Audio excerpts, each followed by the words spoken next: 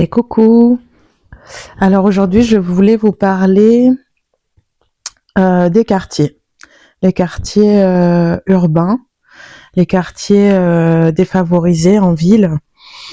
En tout cas, ce que j'en ai vécu, ce que j'en ai retiré. Quand j'étais plus jeune, j'y ai passé beaucoup de temps dans ces quartiers. J'y suis née et j'y suis partie à l'âge de 18 ans. Alors on va commencer avec le côté positif du truc. Donc, on va dire que le premier quartier qui m'a marqué, j'y ai vécu de l'âge de mes, allez, je devais avoir 4 ou 5 ans quand j'y suis arrivée, et j'y suis repartie à l'entrée en 6e. Donc, ce premier quartier, c'est dans le centre-ville de Tours, le quartier du Sanitas, qui n'est pas non plus un quartier de l'horreur comme ce qu'on peut rencontrer peut-être à Marseille ou à Paris en termes de danger et d'insécurité physique pour un enfant, pour une femme, pour je ne sais qui, mais qui semble être dangereux en tout cas à certains moments quand on voit les choses à la télé ou quand d'autres personnes peuvent vous en parler. Donc moi, je vais grandir dans un quartier qui est défavorisé, mais qui ne craint pas en termes de sécurité physique, en tout cas à l'époque. Donc à ce moment-là, on est en quoi? On est dans les années 2000, un peu avant, un peu après. Et moi, je vais grandir dans un HLM où il y a des cafards, où ça sent la cuisine du monde entier, donc des pays de l'Est, de l'Afrique, des Antilles, du Portugal. Voilà, je grandis dans un quartier comme ça, où tous les enfants se connaissent et jouent ensemble, toujours dans le même carré de jeu qu'il y a en bas du bâtiment, où les mamans discutent très souvent ensemble, échangent sur leur quotidien en bas des tours, parce que elles se connaissent très bien, parce qu'elles connaissent leur situation respective, et que c'est presque comme des amis la plupart du temps. Je vais grandir avec des voisins hyper proches qui passent très souvent à la maison, où moi je peux aller jouer chez eux sans problème, où on est invité à manger chez les uns, chez les autres très très souvent. Et quand on est une famille monoparentale, donc avec juste une maman ou juste un papa, ou une tante ou une grand-mère ou je ne sais quoi, et ben en fait c'est grave un soutien que de vous dire que vous n'êtes pas tout seul dans votre appartement et que personne autour de vous ne vous connaît, ne vous intègre à leur vie, etc. Donc c'est un confort que de pouvoir se dire que bah à ce moment-là ma maman elle est pas vraiment toute seule et que elle connaît du monde et que si jamais il y a un problème, un accident, un danger, un souci, bah en fait je pourrais faire appel aux voisins parce que ils nous connaissent et qu'ils seront là pour nous. Donc il y a une espèce de solidarité comme ça qui se met en place naturellement dans le quartier à l'époque, et avec les enfants, avec les mamans, avec les papas, les grands-parents, etc. C'est vraiment tout âge et tout sexe confondu, etc. Tout doucement, je vais me rendre compte de ma condition quand je vais commencer à aller au collège et à rencontrer une autre classe sociale que je rencontrais pas quand j'étais, on va dire, entre mes 3 et mes 10 ans, où je traînais la plupart du temps que dans mon quartier ou alors dans le centre-ville, mais avec les miens, avec mes pères, entre guillemets. Et du coup, je commence à me rendre compte qu'il existe d'autres types de gens qui vivent un peu autrement, qui habitent pas si loin de chez moi, mais où c'est complètement différent en termes de statut social, d'accès à la culture. Enfin, il y a tout un tas de catégories sociales. Il y a tout un tas de choses que je découvre à ce moment-là, où je prends conscience tout doucement du changement possible, d'ascension sociale, d'ascenseur social. Et je regarde à l'époque beaucoup de films style Esprit rebelle. Vous en avez plein des comme ça où en fait vous avez une fameuse personne très ouverte, avec le cœur sur la main, qui débarque dans un groupe de personnes qui vit justement dans des quartiers défavorisés, qui n'ont pas confiance en eux, qui n'ont pas d'estime d'eux-mêmes, qui sont au bord de tomber dans la criminalité, etc. Et où cette personne va être un élément déclencheur de en fait, j'ai le droit de devenir autre chose que ça, autre chose que ce que la société attend de moi, puisque je suis née dans ces quartiers. Et de montrer tout l'espoir et la possibilité de faire autre chose. Dans Sister Act 2, vous retrouvez ça. Enfin voilà, pour tous les connaisseurs des films de fin 90, là, vous pouvez retrouver ce genre de films. Même début 2000, il y a des choses comme ça. Un peu aussi dans les street dancers, dans tous ces films-là, il y a à un moment donné une possibilité d'ascension sociale qui est proposée à un groupe de gens qui à la base ne pensaient même pas que ça pouvait exister, quoi, et que ça leur était accessible. Donc en fait, je regarde beaucoup de choses comme ça et je me dis que en fait, ok, je viens des quartiers, j'ai grandi dans les quartiers, je suis en train de grandir dans les quartiers, mais je peux devenir autre chose. Je peux avoir des rêves de autre chose. Je suis pas obligée de finir en jogo Lacoste avec une banane à vendre du shit et porter une casquette. Voilà, je suis pas obligée de faire ça. Alors souvent en tant que meuf, c'est pas forcément notre destinée dans les quartiers, mais il y a d'autres destinées beaucoup moins rigolotes qui peuvent nous arriver quand on est une jeune fille, jeune ado dans les quartiers. Quand on vous parle des caves, etc. C'est du réel, c'est du vrai et c'est pas une majorité, mais en tout cas le risque il existe et il est vraiment présent. Malheureusement, il y a beaucoup de garçons, de jeunes garçons. Alors j'espère qu'aujourd'hui c'est en train de changer, mais il y a beaucoup de jeunes garçons qui ont pas beaucoup de culture, pas beaucoup de questionnements sur la vie, qui ont pas beaucoup été à l'école ou qui en tout cas ont pas trop écouté ce qu'ils pouvaient s'y dire et comment ils pouvaient ouvrir leur esprit grâce à ça. Et où du coup ils sont en capacité de faire des choses horribles à des jeunes filles qui ont rien demandé, quoi. Ou en tout cas qui n'ont pas demandé ce genre de choses. Donc bref, ça c'était le petit aparté, les viols dans les quartiers. Mais du coup, voilà, donc je me rends compte de la possibilité d'ascension sociale. Et quand je vais arriver au lycée, donc entre-temps j'aurais changé de quartier, je serais dans un quartier, le premier quartier où j'ai grandi vraiment, toute mon enfance, c'était un quartier, on va dire à connotation culturelle plutôt africantille. Et à partir de la 6e jusqu'à la fin du lycée, je vais aller dans un quartier, même si j'étais un peu excentrée, j'étais quand même pas loin, d'un quartier plus à connotation culture maghrébine, où il y avait une majorité de personnes de la culture maghrébine. Je vais le vivre beaucoup plus mal, cette deuxième vie dans les quartiers, parce que c'est une culture que je connais pas très bien à l'époque, où je suis pas du tout intégrée, on ne m'intègre pas du tout. À l'époque, ma mère est malade, en dépression. Moi, je suis seule avec moi-même. J'essaye de soutenir ma mère. J'arrive dans un nouveau collège où on est vraiment en collège ZEP à l'école, à l'époque, donc zone prioritaire, où le niveau scolaire est clairement plus bas que ce que j'ai connu au collège que j'ai quitté en cours d'année de 6e dans le centre de Tours. Et là-bas, je vais y rencontrer des énergumènes en termes de violence et d'irrespect quand même assez importants. Alors, mes propos sont pas là pour associer violence, criminalité à la culture maghrébine. Simplement, c'est mon expérience et c'est ce que j'ai vécu à ce moment-là. Donc j'arrive dans un collège où le premier jour où je viens visiter, un mec est en train de balancer son vélo par-dessus le portail qui est fermé et se met à cracher sur les pions les surveillants qui essayent de l'empêcher de partir. Voilà. Donc ça c'est ma première ma première vue de ce collège, et ça va donner la tendance pour les 4 années où je vais être scolarisée là-bas. Donc là-bas, je vais vivre du harcèlement scolaire,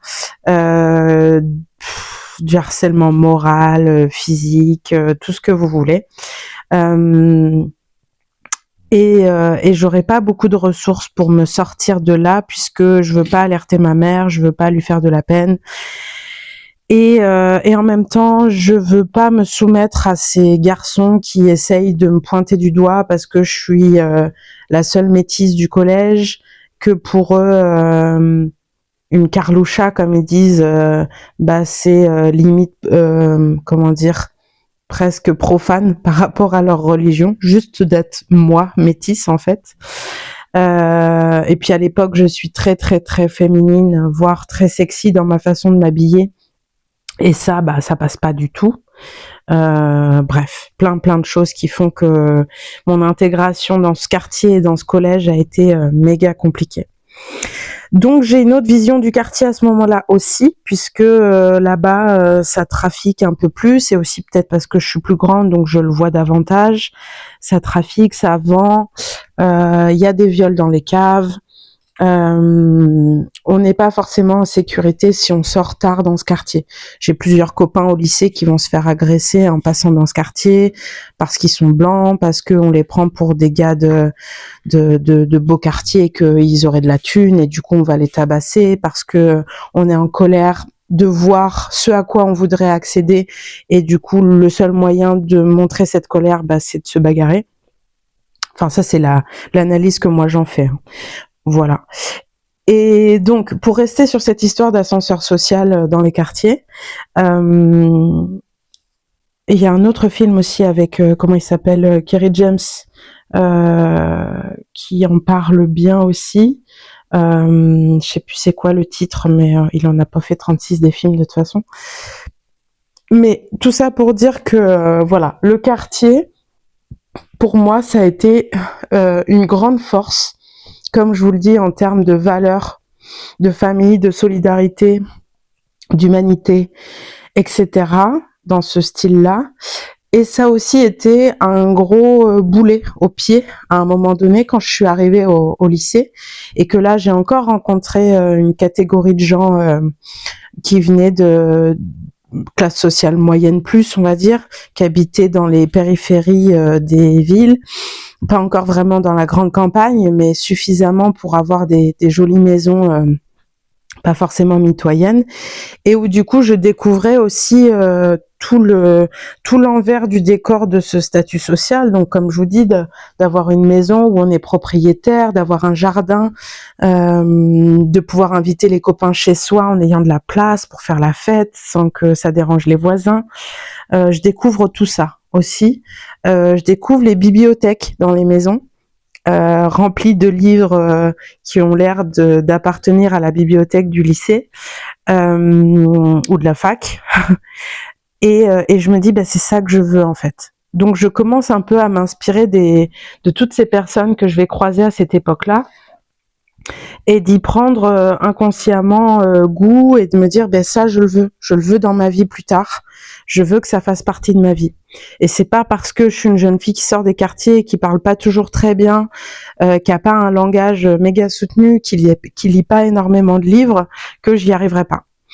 Je vais avoir une prof de SES en lycée qui va m'ouvrir d'un point de vue politique, social, théologique, philosophique, sociologique, économique, qui va me donner énormément de billes sur tous ces sujets-là, ethnologique, il y a vraiment beaucoup de sujets. Des super profs de français qui vont m'ouvrir aussi d'un point de vue littérature, avec des auteurs certes classiques, mais qui nous les font découvrir un peu différemment, pour comprendre en quoi ces personnes-là, avec ce livre-là, ont impacté notre société à tout jamais, comment ils l'ont influencé, et tout un tas de courants de pensée qui vont vachement m'inspirer. Et je vais aussi pouvoir me rendre compte que tout ça, ça m'est accessible, que ça me passionne, que c'est méga intéressant, que j'arrive à avoir des choses à dire à ces sujets-là, et que petit à petit, c'est en train de me construire une culture générale, une culture personnelle que je vais pouvoir utiliser et nourrir davantage en grandissant. Et au jour d'aujourd'hui, je peux me dire que peut-être que, on va dire, économiquement parlant, je suis fauchée, j'ai pas beaucoup de sous, je dois sûrement faire partie de la plus basse catégorie avant le RSA et le chômage, mais le chômage vraiment bas.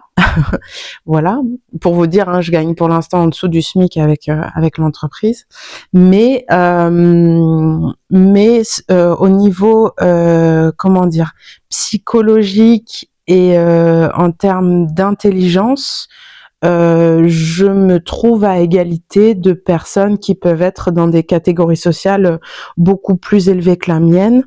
Je vais pas avoir de souci à échanger avec des personnes qui vont s'y connaître en politique, en économie, etc. En fait, les peu de notions que j'ai pu acquérir au lycée ou à la fac de droit m'ont permise de comprendre un peu comment fonctionnent certains grands principes de certains grands principes de nos sociétés, de fonctionnement de nos sociétés, et du coup, en lien avec ces personnes qui peuvent avoir des spécialités dans le sujet ou être professionnels de tel ou tel parti politique ou hyper engagés sur certains sujets, et ben en fait, je vais réussir à comprendre une bonne partie de la discussion, avoir des choses à dire, pouvoir contester ou pas les choses qui me sont demandées. Voilà, en fait, juste pouvoir suivre cette conversation. Il faut savoir que dans ma famille, on n'a pas fait énormément d'études, surtout ma maman a arrêté l'école hyper tôt, donc elle pouvait pas forcément me suivre à l'école. Par contre, ce qu'elle faisait, c'est elle se débrouillait avec le peu de moyens qu'elle avait pour trouver des étudiantes pour m'aider à faire mes devoirs, avec des associations de quartier, des choses comme ça qui permettaient d'avoir accès à du soutien scolaire pour certaines matières où j'étais en difficulté. J'ai jamais eu trop l'esprit scientifique, donc les maths, tout ça, c'était compliqué pour moi. Et ça, elle l'avait repéré et elle essayait de pallier à ça à son niveau comme elle le pouvait. Et ça, c'est juste incroyable, quoi. Quand vous avez une maman qui se démène alors qu'elle y comprend pas forcément grand-chose, mais que elle comprend sûrement l'enjeu que ça aura dans la vie de sa fille pour plus tard, et d'essayer de pallier au manque alors qu'on n'a pas grand-chose en termes d'argent ou de ressources mentales, psychologiques, etc. pour le faire.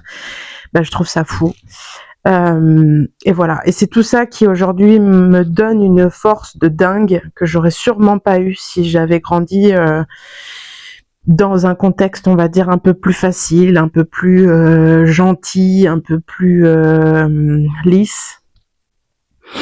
Et donc d'avoir été confrontée à ça assez tôt m'a permis de comprendre énormément de choses sur le comportement humain, sur les possibilités, sur la fatalité et le déterminisme. Ça a été vraiment une révélation et un des trucs qui me porte encore aujourd'hui pour m'élever toujours plus haut que ce que j'aurais dû faire si j'avais écouté la société, les attentes de la société de là où je venais.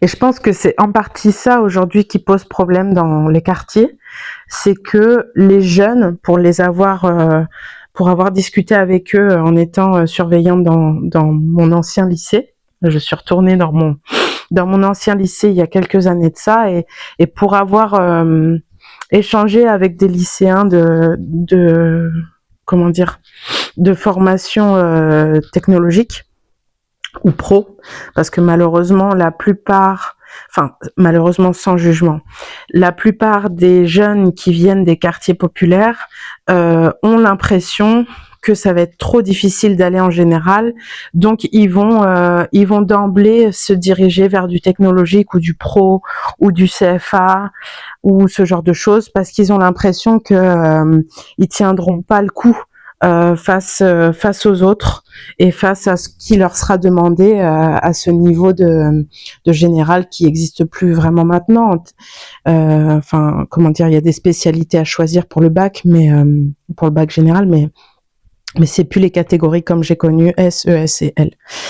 Mais bref, tout ça pour dire que le constat est quand même toujours un peu le même dans le sens où voilà, les enfants de ces quartiers populaires vont quand même massivement plus vers des filières plus courtes, plus pratico-pratiques et où on est peut-être un peu moins dans la découverte de l'esprit critique pour comprendre nos sociétés, pour pouvoir se faire sa propre idée. Bien sûr, il y a des limites à sa propre idée, mais comment dire, essayer de réfléchir un peu plus par soi-même que par ce qui nous est donné dans les médias, la télé, les influenceurs YouTube maintenant, ou Insta, ou d'autres trucs. Voilà. Et en fait, aujourd'hui, je trouve que c'est comme si une partie de cette population de ces quartiers a accepté sa condition et a décidé de rester bien sagement avec cette étiquette. Et que quand bien même parfois il y a des contestations, il y a des actes de violence, il y a des rébellions qui sont faites contre les policiers, contre tous ceux qui représentent un peu l'État, bah en fait c'est des actes complètement isolés qui n'ont pas, pour moi, de portée ni de sens sur la durée pour les prochaines générations, pour leurs enfants, etc., leurs petits frères, leurs petites sœurs. Et du coup, ils passent juste pour ce qu'on leur donne déjà comme étiquette de personnes violentes, de personnes pas très intelligentes, de personnes dangereuses, pas intégrées dans la société, des étrangers. Voilà, tout un tas d'étiquettes dégueulasses, mais qui malheureusement sont confirmées par certains actes. Et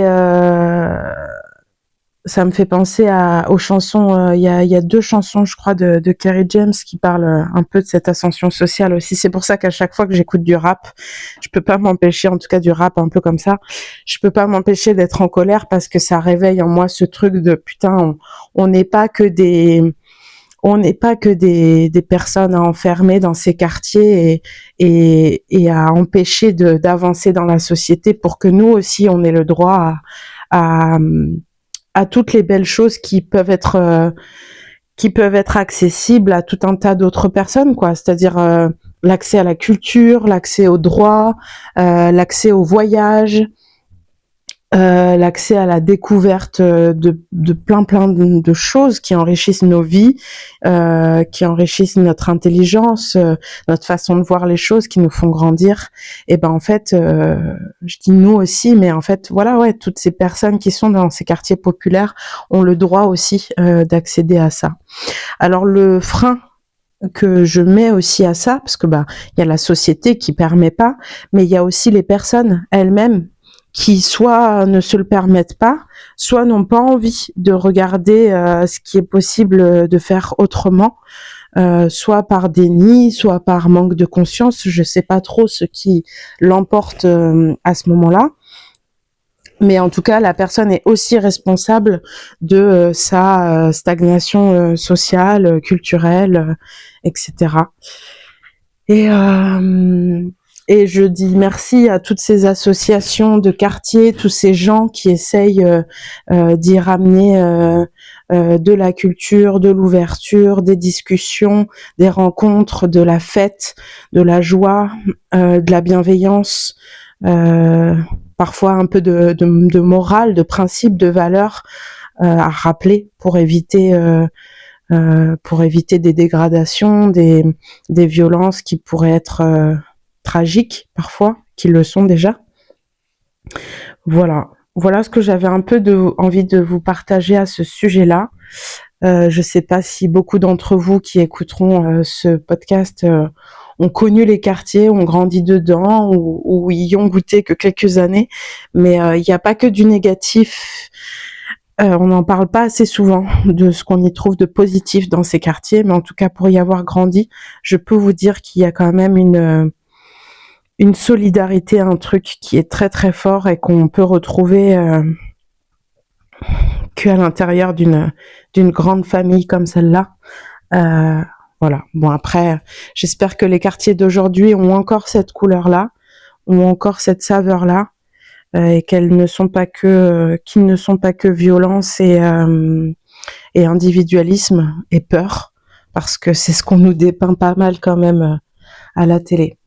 Et pour tous ceux qui écouteront ce podcast et qui ont l'envie ou l'espoir de faire autre chose que d'être cette personne issue des quartiers, et bah on le sait aujourd'hui, mais c'est possible en fait. Il faut juste se donner un peu les moyens. Alors effectivement, on se donne un peu plus de mal que certains autres, j'ai l'impression. On s'en rend compte un peu à l'école. Plus on monte dans le niveau scolaire, plus on s'en rend compte, au lycée, à la fac. On voit bien qu'il nous manque une sorte de socle, un soutien, un réseau qui serait un peu à niveau, mais on peut y arriver. Et je connais énormément de gens qui ont déplacé des montagnes alors qu'ils venaient vraiment de situations sociales hyper basses, quoi. Voilà, c'est le mot de la fin. J'aime bien terminer avec de l'espoir parce que moi c'est ce qui m'a donné envie d'avancer. Voilà, je vous souhaite une belle journée et merci de m'avoir écouté.